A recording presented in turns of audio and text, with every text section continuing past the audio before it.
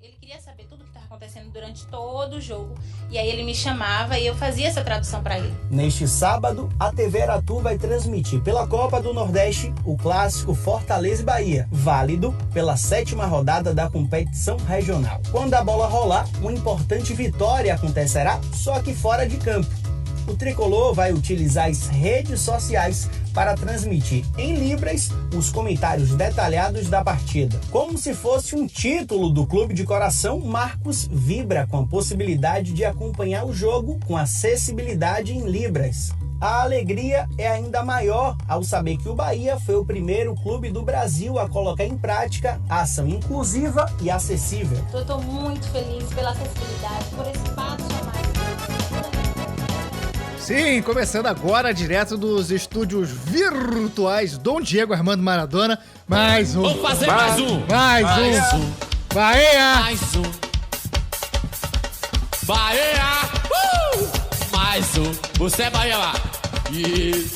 Mais um. Mais um programa. Esse áudio vai ter que entrar, hein? Vai entrar, mais um podcast do Armário da Bola. Hoje a gente vai falar de algo que é muito importante pra gente aqui no podcast e parece sempre engatinhar no Brasil, mas tem gente que faz correr, que é a função social do futebol. E para isso a gente vai usar o Bahia como gancho, o clube que mais se destaca nesse quesito do Brasil nos últimos anos. A gente recebe aqui um convidado especialíssimo diretamente de Salvador, o Vinícius Nascimento, nosso querido Vini, que participou 2 semanas atrás via áudio do Zap para falar do Lobo Guerra. Ele agora tá aqui com a gente o programa todo para conversar sobre esse tema. O homem entende tudo de Bahia, entende tudo da Bahia e entende tudo de fora da Bahia também. E ele entende tudo sobre o universo inteiro. Ele é um ser onisciente. E vai estar aqui para destilar esse conhecimento com a gente no Armário da Bola. Meu nome é Gustavo Angeléias e eu estou aqui, como sempre, com ele, Chico Freire, o homem das camisas. Chico, seu boa noite. Boa noite, boa tarde, bom dia. Eu fiz ao contrário. Todos vocês que estão aqui chegando com a gente. Alô, você, ouvinte, ouvinta, telespectador, telespectadora. Boa tarde, Hebe, boa tarde, auditório. Estamos aqui chegando com mais um episódio envolvente do Armário da Bola. Eu acho que esse é o episódio mais Armário da Bola de todos, né? A gente... Desde o começo aqui, a gente sempre tentou puxar o futebol para esse lado histórico, social, cultural, político, né? A gente aqui fala muito sobre campo e bola, a gente fala sobre golaços e grandes momentos e títulos, mas a gente quer mais ainda falar sobre o futebol como veículo de inclusão, de história e de tudo isso. E hoje a gente vai trazer um exemplo único aqui no Brasil, né? O Bahia, com o Núcleo de Ações Afirmativas, o NAA, se tornou há alguns anos um pioneiro, né? Eu ia falar benchmark, mas é uma palavra colonizadinha pra caralho.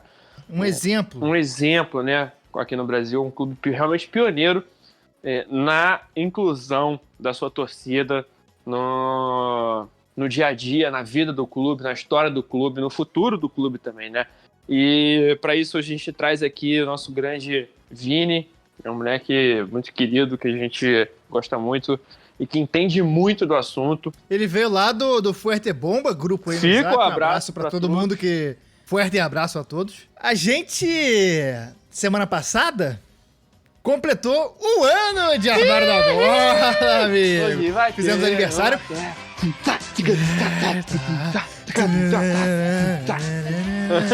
E a gente devia ter falado no programa da semana passada do Tottenham, mas esqueceu porque não. A gente não queria agorar e a gente não quis falar antes da hora. Dar parabéns antes da hora, dá azar. A gente esperou o episódio de hoje, que estamos aqui completando um aninho de vida.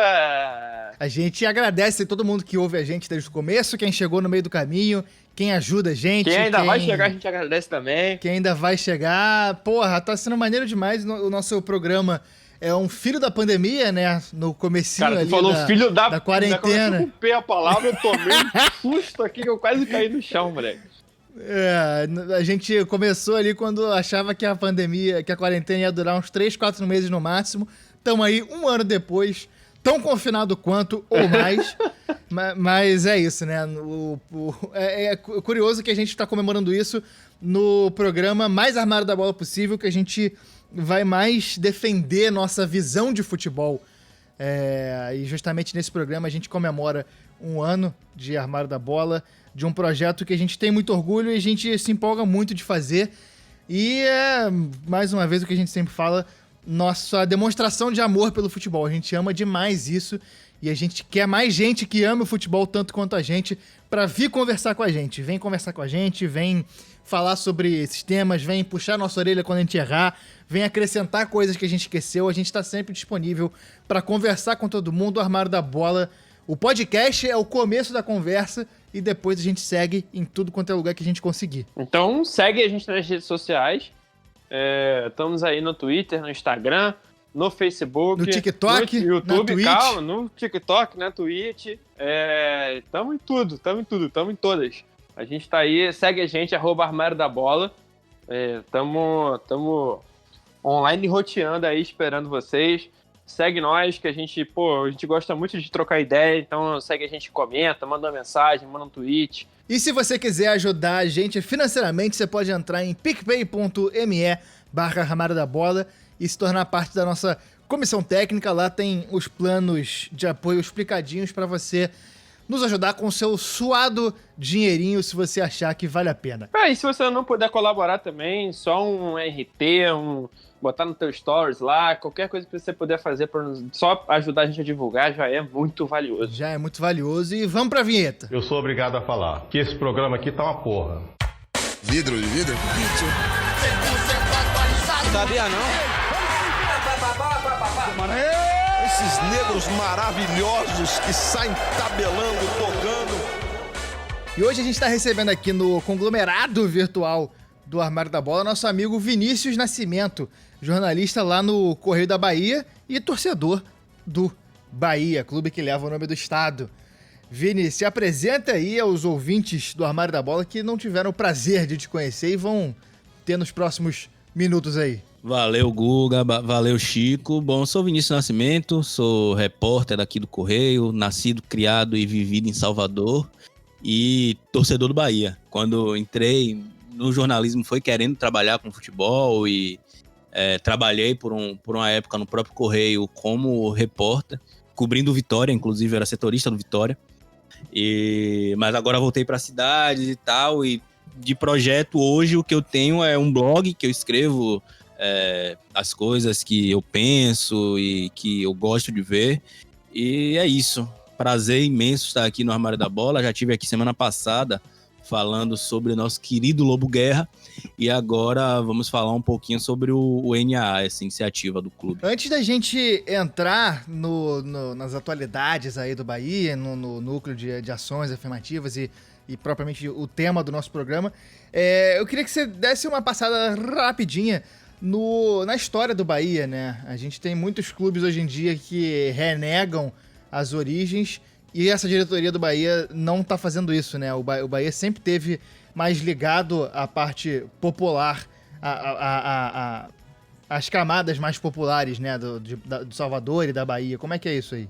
Então, o Bahia, na verdade, ele foi fundado em 31, não tem essa história romântica, é um clube que, de fato, ele era aberto para negros e tal, sempre quis profissionalismo, etc. O Bahia é um clube jovem, fez 90 anos agora, mas foi fundado por aristocratas, que eram ex-jogadores do antigo Clube Baiano de Tênis e da Associação Atlética da Bahia. São dois clubes que, um é na Graça, outro na Barra, que até hoje são bairros bem de classe alta aqui de Salvador. Então o Bahia nasceu dessa burguesia bem nascida. Como o clube, logo de cara, no primeiro ano foi campeão baiano, e aos poucos foi vencendo títulos, o Vitória só foi se profissionalizar e focar no futebol dos anos 60 para frente. O Bahia achou um espaço muito tranquilo para criar uma hegemonia no futebol aqui da Bahia. E em 59 foi campeão brasileiro, etc. Então isso acabou cativando as pessoas daqui e o Bahia logo se tornou o clube mais vencedor do estado e foi penetrando nas camadas populares. Era algo natural. O time mais vencedor acaba conquistando mais pessoas. O Bahia teve uma série de sequências de títulos muito grande. Até hoje, a maior sequência de títulos estaduais é do Bahia, foi nos anos 70, de 72 a 79, o Bahia foi heptacampeão baiano. Meu TCC é sobre isso, sobre um dos 4 jogadores que foram heptacampeões baianos, Baiaco, o jogador que mais vestiu a camisa do Bahia. Meu TCC é sobre isso, um livro sobre ele. E tudo isso acabou, o Bahia acabou aproveitando muito bem as épocas, né? A gente está falando aqui de anos 70. Anos 70, o futebol se popularizando, se massificando, os estádios crescendo por conta do projeto da ditadura militar na época. Então, o clube foi inchando e crescendo. Naturalmente se tornou popular, assim como o futebol se tornou popular. O ápice do Bahia foi nesse recorte, então, da fundação, de 31 a 58, já dominando o futebol do estado. Em 59 é campeão brasileiro, foi o primeiro campeão brasileiro, o primeiro clube brasileiro, o primeiro clube a representar o Brasil na Libertadores. E de 59 até os anos 70 veio esse recorte de não conseguir repetir o feito de ser campeão brasileiro. Chegou a perder uma outra final para o Santos, salvo engano. O próprio Santos que ganhou em 59, mas não conseguiu repetir isso. Até chegar em 70, essa hegemonia estadual foi a maior sequência do clube. E em 88 voltou a ser campeão brasileiro. Ganhou a Copa União, ganhou do Inter e tal. Uma série de jogos marcantes, como o jogo contra o Fluminense, que 120 mil pessoas registradas no borderô estavam na Fonte Nova, e acredita-se que... 120 no borderô, no mínimo 150, 160, né?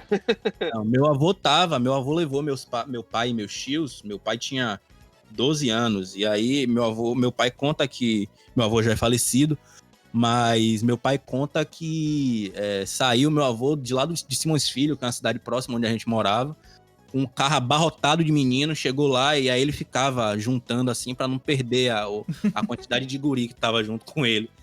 E foi um jogo louco, assim, ninguém viu nada, ninguém conseguia enxergar direito, né, porque o estádio tava muito cheio e o estádio de arquibancada, ele tinha isso, né, a disputa por espaço era muito grande, ele sempre tava, normalmente enchia. Enfim, foi uma loucura, o Bahia foi campeão brasileiro, bateu na trave em 90, com um time que muito torcedor que era vivo na época lamenta até hoje ter perdido aquele brasileiro. Perdeu a semifinal pro Corinthians e o Bahia teve a melhor campanha daquele brasileiro. O Bahia tinha a vantagem de jogar por 2 empates, empatou o primeiro jogo e perdeu o segundo com gol de Neto. O Corinthians acabou sendo campeão, a primeira vez que o Corinthians foi campeão. E essa foi a última grande campanha do Bahia a nível nacional. Nos anos 90 em diante, o clube afundou em uma crise financeira. Isso que vocês comentaram das 2 famílias que controlavam o clube foi verdade. O Bahia se converteu em clube empresa, se afundou ainda mais em dívidas, bateu na Série C já no século XXI, né?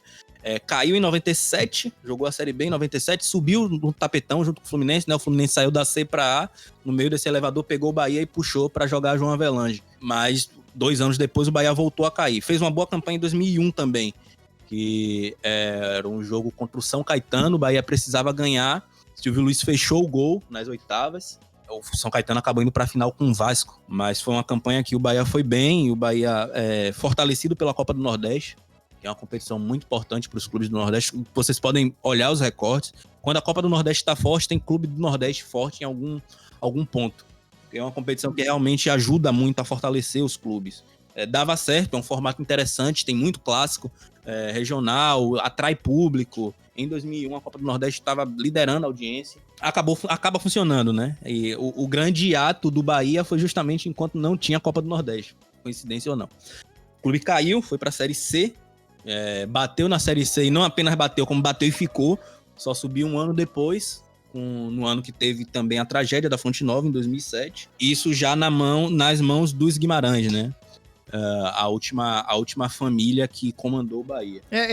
Queria que você entrasse um pouquinho nessa discussão aí das famílias, né? Que esse novo momento do Bahia, ele vem justamente quando conseguem quebrar essa dinâmica de variação de poder entre famílias muito ricas, né? Isso, exato. A família dos Guimarães. Marcelo Guimarães pai, que a gente chama ele de Tiririca, porque é muito parecido. Tiririca é muito parecido com ele. Aí ele foi presidente do Bahia nos anos 90, no início dos anos 2000. E Marcelo Guimarães Filho foi presidente do Bahia entre, se eu não me engano, e aí a minha memória pode estar me traindo, de 2009 a 2013. As eleições do Bahia eram eleições indiretas, só quem votava eram os sócios conselheiros, na verdade. E para você ser sócio era muito difícil, e para você ser conselheiro mais ainda. Então, era muito tranquilo para que as famílias que dirigiam o clube controlassem essas eleições. Era muito pouco transparente e tudo mais. Eu acho que esse é um ponto até interessante, né? Assim, esse processo que rolou no final dos anos 10 ali, né? No meio dos anos 10, que quebrou essa hegemonia, essa dualidade das famílias aí, não só democratizou o clube, mas democratizou, né, na gestão, mas democratizou no acesso a esse processo político, né? Eu acho que tá muito ligado essa questão de ser um clube mais democrático, eleitoral, com esse fato de ser um clube mais democrático social, né? Mas acabou que nasceu o contrário, né? O Bahia se tornou um clube democrático por conta da intervenção que houve em 2013, Marcelo Guimarães Filho foi deposto, aí teve a primeira eleição do clube e aí se abriu para os sócios. O grande trunfo desse processo de abertura do Bahia foi a abertura para o sócio. A joia que a gente chamava, né, a joia para você se tornar sócio, antes era muito cara. E nesse processo colocaram a joia a R$10. E aí em 2013 mesmo, o Bahia teve a sua primeira eleição aberta e Fernando Schmidt foi eleito. Fernando Schmidt já foi ministro de Lula, já teve uma série de cargos políticos. Já tinha sido presidente do Bahia, ele foi o presidente do heptacampeonato estadual, faleceu ano passado. É uma pessoa muito querida, inclusive, adorava ele, um cara fofo, assim, um velho fofo. A gente boa demais. Conversar com ele era agradável. E a gente fazendo a pesquisa para a pauta aqui, eu acho que essa é uma ligação muito pertinente, né? Quando o clube se abre, ele se abre para participação no processo de escolha de quem vai liderar o clube, ele se abre também para como instituição, né? Ele se abre para ideias. Na verdade. A possibilidade de você escolher pessoas. Então, o clube se abriu para novas ideias. Por exemplo, eu não via ações como essa na gestão de Marcelo Santana, na gestão do próprio Schmidt. Tudo isso acaba sendo um produto do meio. O futebol é um produto do meio. O Bahia encontrou essa oportunidade já na gestão de Belintani, que também foi secretário, ele foi secretário da gestão de ACM Neto, secretário de Educação e secretário de Cultura, e o Bahia já estava vivendo uma situação mais estável, porque o clube conseguiu estabilizar, chegou a cair em 2014 até, bateu e ficou na Série B, voltou e conseguiu se estabilizar. Então, o NAA foi um produto de todo o contexto social, que já estava mais aberto, já pedia mais que o futebol se pautasse situações desse tipo. A sociedade como um todo já estava mais aberta para ouvir isso. E com isso eu não quero dizer que o Brasil tá mil maravilhas, não, mas já existem possibilidades de você tentar ser humano e de usar o futebol para causas que são humanitárias, no final das contas. O Bahia, nunca vi o Bahia levantando nenhuma bandeira política, e nem tem que ser assim, mas são causas estritamente humanitárias. O NAA começou com ação em relação ao direito da liberdade religiosa, depois com as mulheres, com os negros e etc. E assim foi se desenvolvendo. O Gustavo estava comentando até isso comigo quando a gente estava organizando aqui a pauta. O Gustavo estava comentando isso comigo, né? Aqui eu não sabia que o Belintani ele tinha sido secretário do ACM Neto, né? Que não tem como ser mais de centro do que o ACM Neto, que é do DEM. Hoje, inclusive, no momento da gravação, ele tá se pendeando cada vez mais pro bolsonarismo, inclusive. Mas... O ACM, não o Belintani. O ACM, mas o ponto é que essas ações do Bahia não estão ligadas necessariamente à esquerda, né? Mas é que no Brasil, você ser razoável virou algo da esquerda. É meio que isso que o Bahia faz.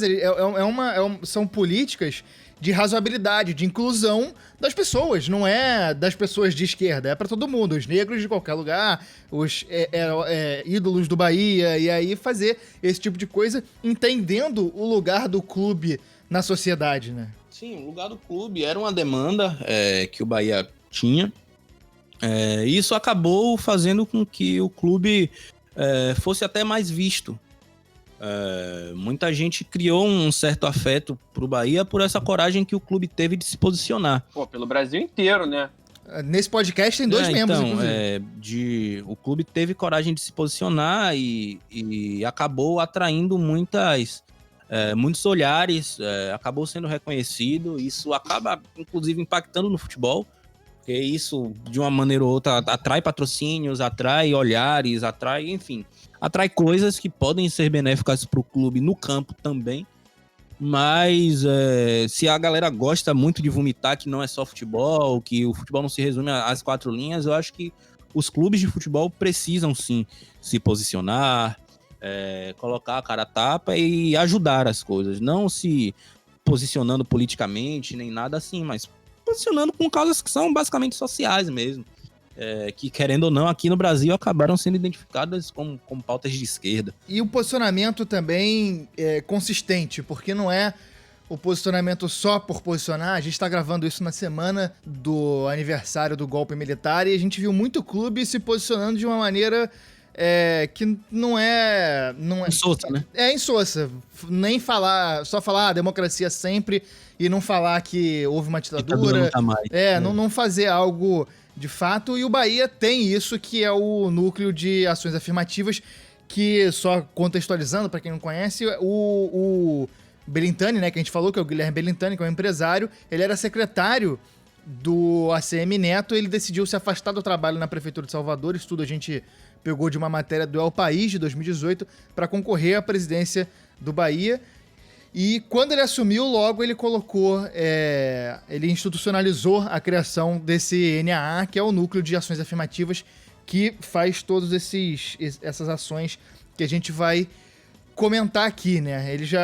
Isso foi meio que uma cobrança dos sócios, né? Isso era algo que era uma demanda dos sócios de uma integração maior do clube na identidade do Estado, e tem até uma fala nessa matéria do El País, do Belintani, que ele fala: o Bahia representa muito da identidade cultural e social do nosso estado.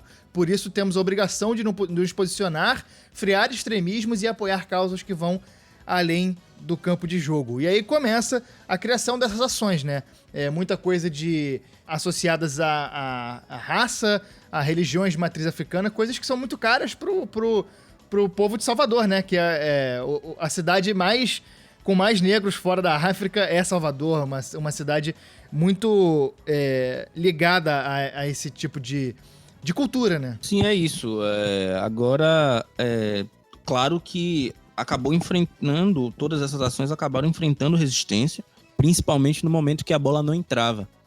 E principalmente do ano passado para cá, ano passado o Bahia teve um ano... Isso é importante. O ano passado o Bahia teve um ano muito complicado mesmo, que começou no segundo turno do Brasileiro e ainda não acabou. O Bahia ainda vive um eterno 2020, está tentando se modificar. E um dos bodes expiatórios para essa insatisfação da torcida foi justamente o núcleo de ações afirmativas, que inclusive acabou se escondendo um pouco nesse momento em que o clube estava passando por turbulência.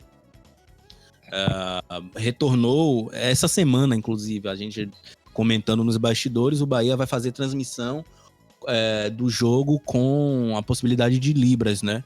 Agora, para as pessoas que são surdas e poderem acompanhar o jogo e ter uma narração para as pessoas surdas. Mas eu, por exemplo, sinceramente não lembro de, no ano passado, o Bahia fazer nenhuma campanha que foi mais contundente. Em 2019 foi quando vieram as campanhas mais fortes. Começou com a campanha de demarcação de terras indígenas. Teve o Dedo na Ferida, que foi uma campanha que o clube fez dando palestras para empresas.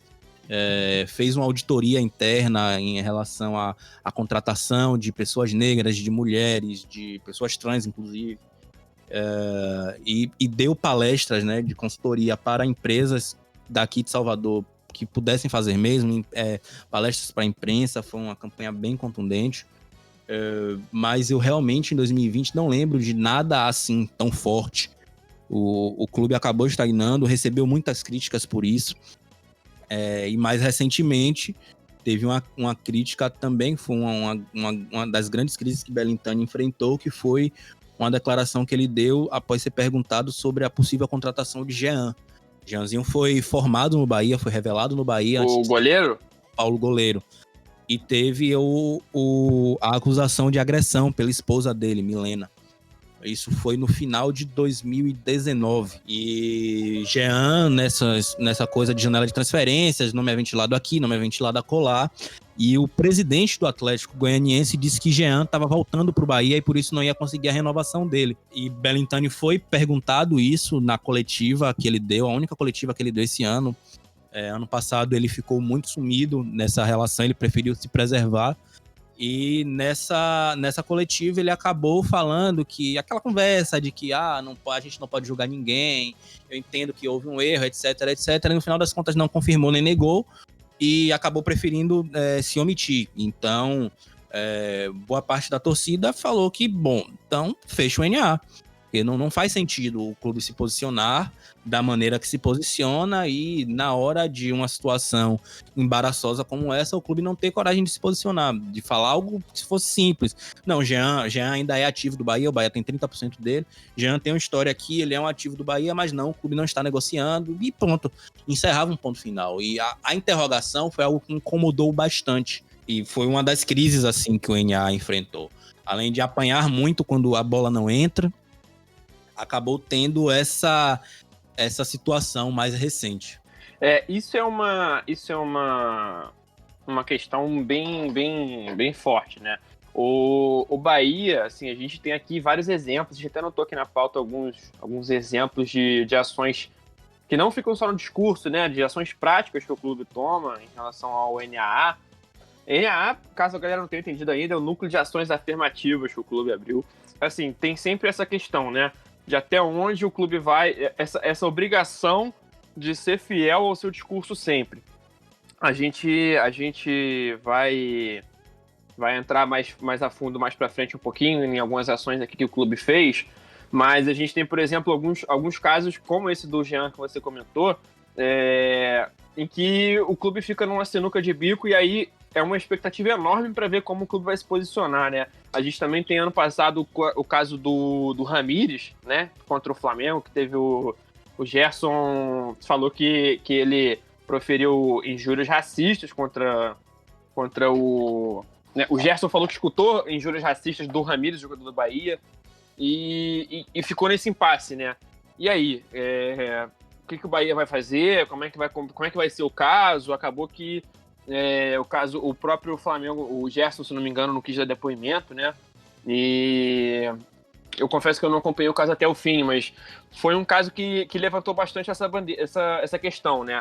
E aí, como que o Bahia vai se posicionar? Como é que o Bahia vai se posicionar? Um clube tão progressista e inclusivo, que fala tanto contra esse tipo de coisa. O Ramírez é um jogador que é importante para o clube nesse momento. E num momento muito difícil, né? O clube é extremamente ameaçado pelo rebaixamento. Foi uma situação ali que todo mundo virou o olhar pro Bahia, né? Virou o olhar e eu acho que o próprio Flamengo foi podre na condução desse caso. Porque normal. O Flamengo enxergou nesse caso uma possibilidade de limpar a sua barra. A condução do Bahia eu acho que foi perfeita no caso. Eu realmente acho que o Bahia foi perfeito na maneira de conduzir isso. Afastou o jogador, mesmo precisando dele, o jogador foi afastado. Conversou com ele, jogadores do elenco na época conversaram com ele, como Gregory. O clube conduziu as investigações, contratou profissionais estrangeiros, profissionais daqui do Brasil, conduziu de uma forma no máximo de questão de não se preocupar em blindar o clube, nem acusar, no caso, o Ramírez e proteger o Gerson, certo? Belintani ligou para Gerson, conversou com ele. Só que o Flamengo tentou transformar tudo isso em espetáculo, porque tá pegando muito mal ainda a questão do Ninho e tal, e o Flamengo enxergou a situação perfeita para poder limpar a barra num caso desse. Bom, é o clube super progressista, que um atleta deles acusou um atleta... cometeu injúria racial contra um atleta nosso. Então aqui tá uma nossa oportunidade. E essa condução do caso do Flamengo acabou caindo por terra, né? Mas até aquele momento, por exemplo, eu acho que o Bahia lidou muito bem com isso. O Bahia lidou bem com a situação. Que é uma acusação grave. O próprio Gerson não soube dar certeza. As coisas foram tomando uma proporção gigantesca, que toda hora parecia uma coisa nova. E, enfim, o próprio núcleo de ações afirmativas não tinha muito o que fazer. Era investigar a situação e tomar alguma posição, caso fosse comprovado ou não. Mas nesse caso, o Bahia também entrou numa sinuca de bico, porque ficou a palavra de Gerson contra a de Ramírez. E no final das contas, e aí? O que é que o clube faz, sabe? Eu acho que não é nem tanto uma questão do próprio NAA tomar uma decisão ou nada, porque, né, não é uma questão do NAA se intrometer, vamos botar aqui entre aspas, no futebol, mas é uma questão que o mesmo clube que tem o NAA, que fala tanto sobre racismo e o futebol é um mundo à parte, ou não é? Entendeu? Eu não acho que seja a questão do NAA se meter ou não. Eu acho que a grande questão que as pessoas queriam saber era essa: como que o Bahia vai se portar? Eu não tenho uma opinião sobre o caso, que eu confesso que eu não acompanhei a fundo, eu não acompanhei até o final o que aconteceu, né? Eu não tenho uma opinião, eu não acompanhei o desenrolar da história até o fim, então eu vou me abster de comentar aqui. Não, eu na época escrevi um texto sobre isso até, que eu publiquei no Medium e tal, que no final das contas, em todo esse caso, valeu mais o desejo de controlar a narrativa, certo? De você poder dizer que alguém tá errado, alguém tá certo, e no final das contas eu estou certo porque eu sabia, ou etc, etc. Tudo isso valeu mais do que a própria injúria racial, sabe? O título do texto foi: o desejo de controlar a narrativa vale mais do que a pele preta. E foi isso que valeu. Tava todo mundo querendo controlar a narrativa para poder sair de certo ou não sair como errado, que no final das contas a própria acusação ficou em meio que segundo plano, né? Tava a gente querendo de um lado da torcida do Bahia querendo esculachar Ramírez, um outro lado da torcida do Bahia querendo proteger o jogador e proteger o clube, e aí o Flamengo querendo proteger o clube, e no final das contas Gerson, que era a vítima, era quem menos foi amparado no meio disso tudo. Foi uma podridão gigante esse caso. E o ponto também, eu acho que fica muito...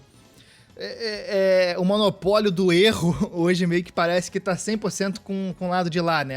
Como se a criação, como se a aproximação com causas sociais fosse uma declaração de que a partir de agora não podemos mais errar. E eu acho que não é muito por aí, né? O ponto de você ter esse tipo de ações e de você tentar incluir mais é você ir fazendo as coisas na tentativa e erro, né? Porque meio que não tem muito precedente para esse tipo de coisa, e são coisas que tem que ser ir sendo vistas e vendo a reação da sociedade. É muito o começo da situação, e erros vão acontecer, né? Esse caso do Ramírez, não necessariamente eu estou dizendo que é um erro, não, acho que nem me cabe isso, mas a situação é justamente ir vendo ao longo do trabalho as melhores formas, e a partir do momento que erros vão acontecer, reconhecer os erros e melhorar depois disso. Sim. O erro é enxergado também como hipocrisia, né? Você errou, você fez uma cagada, você é um hipócrita. Nem sempre é assim. Às vezes as pessoas vão errando mesmo e faz parte. Eu acho que, assim, a gente separou aqui, mais do que esses casos polêmicos, o NAA trouxe muitas pautas importantes para o futebol, e é isso que a gente acha tão valioso, né? Porque é pioneiro, é muito importante, né? O futebol ainda não se enxerga muito, principalmente aqui no Brasil. A gente até chegou a falar um pouco sobre isso no episódio do Tottenham, que a gente falou que o clube muitas vezes coloca os jogadores numa posição de... Eles têm um entendimento melhor do social, do local ali, né? Do entorno do clube, da comunidade do clube. E aqui no Brasil a gente não tem isso tão forte muitas vezes. E o Bahia, com o NAA, trouxe muitas ações pontuais que mostraram isso. A gente botou aqui na lista, aqui na pauta, algumas ocasiões em que o NAA se manifestou. A gente botou... O NAA começou em 2018, né? E logo a primeira ação foi uma defesa das religiões matriz africana, né? Foi uma defesa da liberdade religiosa.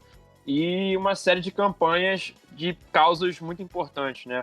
A gente tem Não Há Impedimento, né? Que é em relação ao combate à discriminação de gênero. Em novembro, né? O mês da consciência negra, foram 3 jogos que o time entrou. Primeiro com grandes nomes da história brasileira, né? Mãe Menininha, Zumbi e outros. Depois com artistas e personalidades negras em geral do Brasil, como Gilberto Gil.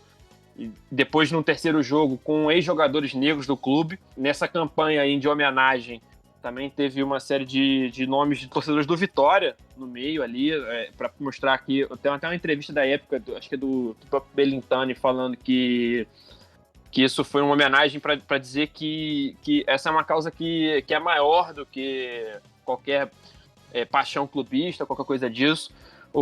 Essas ações são revertidas também em linhas de roupa, né? O próprio Bahia lança, pelo próprio clube, camisas em alusão a essas campanhas. O clube botou uma mascote negra também, né?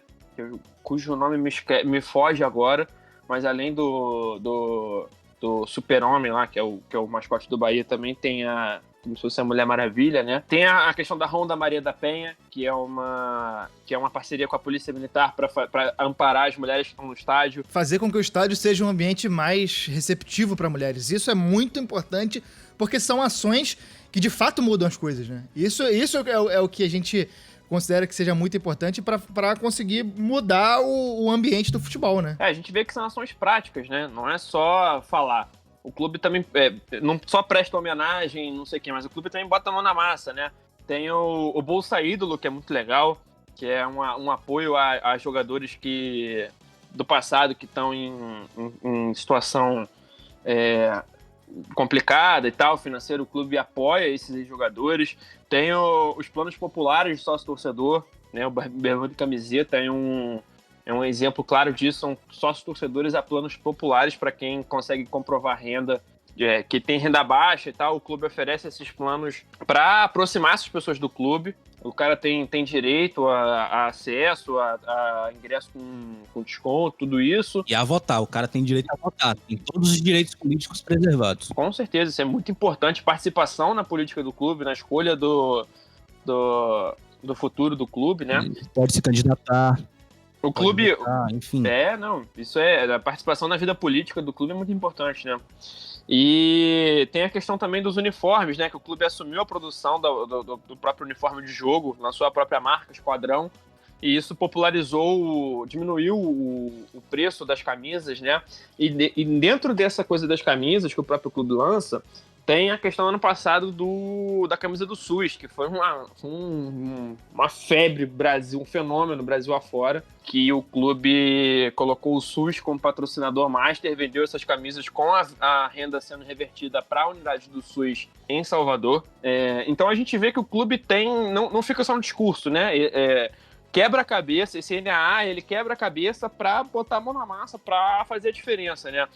E aí eu queria ouvir de você, Vini, quais ações que você acha mais interessantes, assim, que tiveram mais efeito prático, vamos dizer assim, e como que você vê essa situação, né, do clube buscando pautas diferentes, não ficar só numa coisa só e buscando diversificar esse acesso, né? Eu acho muito difícil a gente ranquear as coisas porque existem muitas situações que são importantes. Não dá para eu dizer que a defesa de religiões de matriz africana é mais importante do que o combate à discriminação de gênero, que é mais importante do que a popularização do futebol depois da arenização que o Brasil sofreu após a Copa do Mundo.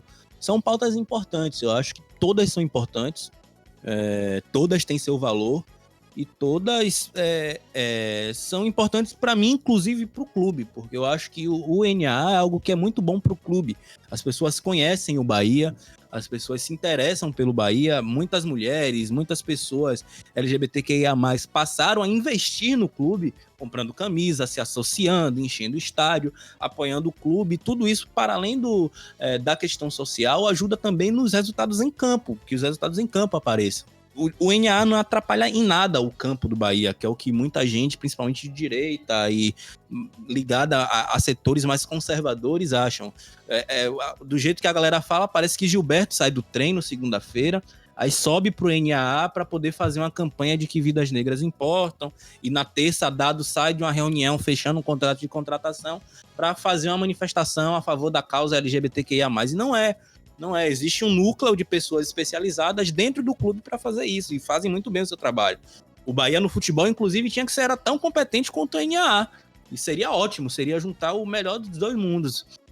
A incompetência que o Bahia teve em campo passou longe do NA. Porque o que o Núcleo se propôs a fazer, o Núcleo fez. Ponto. Então, soube aproveitar as oportunidades, os momentos, pautar coisas, mexer em situações que são importantes e que, além de tudo isso, se não trouxesse retorno nenhum para o clube, continuaria sendo importante, mas, além de tudo isso, acaba trazendo. Atrai olhares, atrai patrocinadores, atrai pessoas e pode influenciar, inclusive, no resultado dentro de campo, construindo um mundo melhor.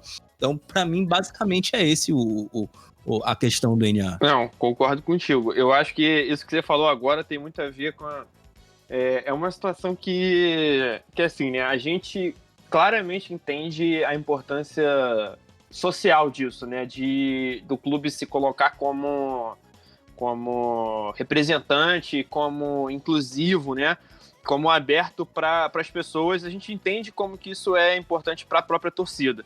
Mas tem aquela história, né, se malandro soubesse como é bom ser honesto, seria honesto só por malandragem, né? E muitas vezes as pessoas não entendem isso. A gente olhando até do ponto de vista mais capitalista, né, vamos dizer mais assim. Mais pragmático. Né? Mais pragmático. Isso é muito importante, cara.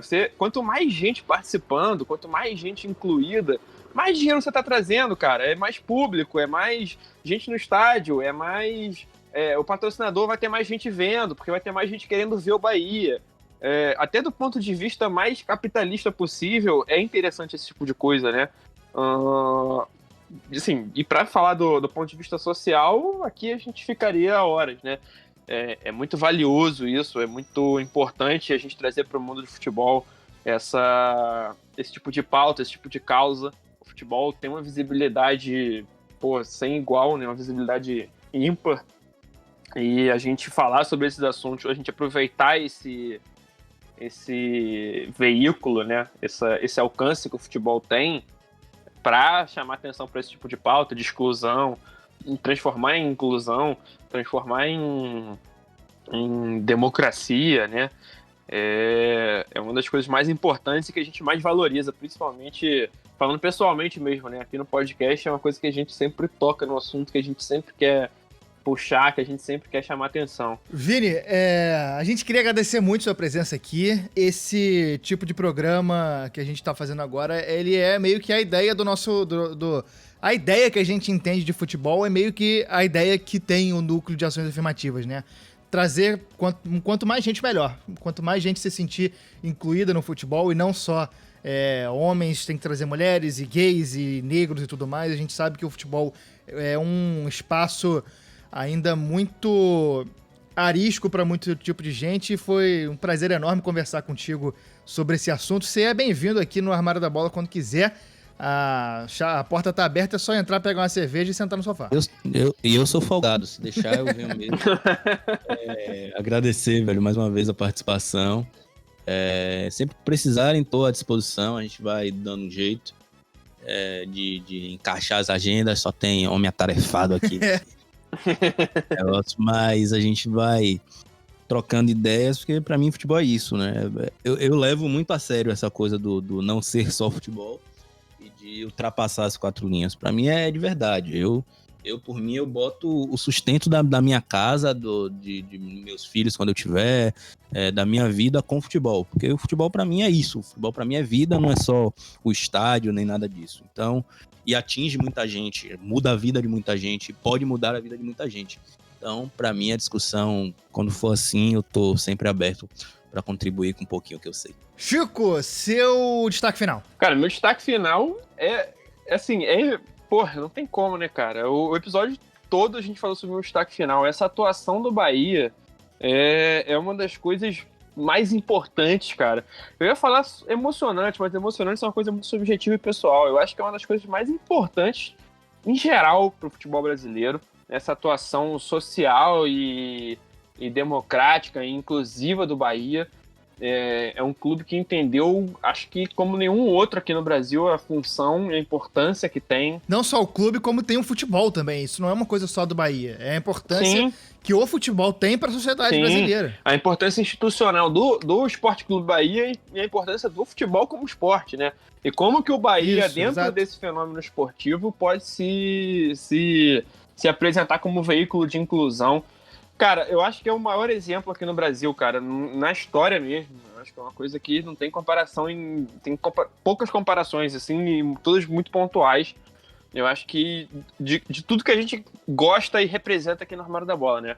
Tudo que a gente sempre fala desde o começo da importância do futebol como inclusão, futebol como fenômeno social, político e cultural, a gente sempre fala muito disso, né? E o Bahia representa como poucos outros casos aqui no Brasil, na história do futebol brasileiro, isso de uma forma perene, uma forma, né, que não é só pontual, uma forma que o Bahia realmente trouxe isso para a identidade, para a alma do clube, pro ethos do clube, né? É fantástico, né, cara? A gente aqui, porra, 2 moleques nascidos e criados e moradores do Rio de Janeiro até hoje.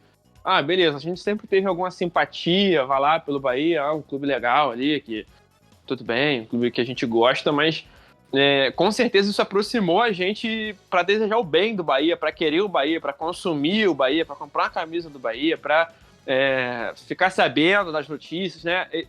É muito isso, assim. Isso é uma coisa que aproxima não só o torcedor do Bahia, mas de uma forma geral o fã do futebol, né? A pessoa que quer um progresso da sociedade de uma forma geral vai enxergar com bons olhos isso, né? Não tem como. E aí a gente com todos os desafios que o Bahia encontrou e vai encontrar, a gente aqui, porra, aplaude o clube e todas as pessoas envolvidas na criação e na manutenção do NAA. Porra, é fundamental, a gente espera que isso seja só um primeiro passo, que outros clubes também tenham ações nessa dimensão e com essa importância, né? E se o futebol caminhar para o lugar que a gente quer, o Bahia vai ser um aspecto de estudo para entender como fazer, porque tá sendo pioneiro, é realmente algo de pioneirismo, algo de novidade, e é muito difícil ser o primeiro. É muito difícil você ser o primeiro, ainda mais no momento que o Brasil vive, porque seria muito fácil fazer tal qual diretorias de clubes rubro-negros do Sudeste, digamos assim, para não falar nomes. Eu vou quebrar o protocolo aqui e fazer um destaque final meu também, que pra mim é uma das coisas mais interessantes do núcleo de ações afirmativas, que é o Dignidade ao Ídolo, que é o programa de assistência social do Bahia a veteranos notáveis da equipe. Uma pequena parte da receita anual do clube, cerca de R$400 mil, é destinado ao pagamento de até 3 salários mínimos por mês a ex-jogadores em situação de vulnerabilidade. E isso é importante para você... A gente vê muito cara que se aposenta e se mantém no meio do futebol, e tem outros que não conseguem. A gente tem o Casagrande, o Júnior, Petkovic, Roger, esses caras que viram comentaristas, Neto, para sair da Globo, né? Muita gente que vira técnico, né? Gente que vira técnico, mas tem caras que não conseguem. E a gente vê muita história dessa. O cara que não quer também, né? Tudo bem. O cara que não quer. E tem muito cara que precisa de ajuda, né, cara? Porque se o cara dedica 50% da vida dele ao futebol, os outros 50% é difícil ele fazer alguma outra coisa, e esse programa do Bahia é muito legal, e tem uma fala aqui do Belintani, o presidente, que ele diz assim: além de dar orgulho à torcida por cuidar da nossa memória, o benefício é um recado aos jogadores atuais. Mostramos que vale a pena se tornar ídolo do Bahia, que eles não serão desamparados no futuro.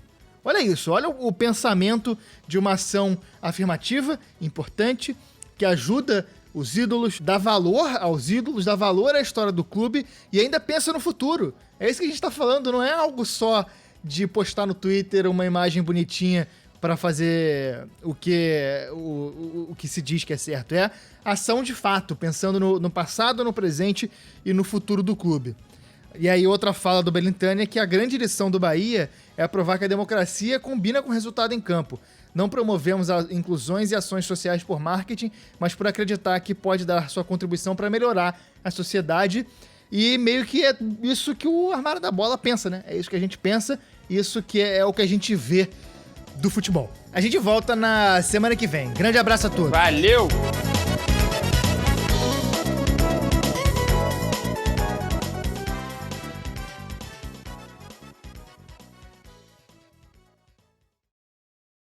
Hoje a gente tá recebendo aqui no conglomerado virtual... Ih, rapaz. Caralho. Caralho, viado. Caralho, perdão. Desculpa. Eu fui Tá tomar vivo? vitamina aqui e Tá caralho. vivo, porra? A vitamina de cevada.